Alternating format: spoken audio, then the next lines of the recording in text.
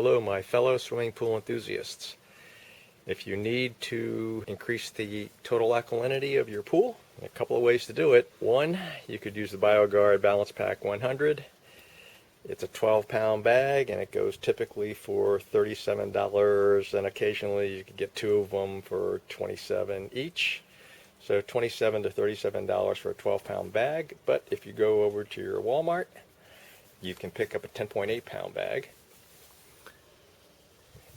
for about $10.50. It is exactly the same thing. Baking soda is, in fact,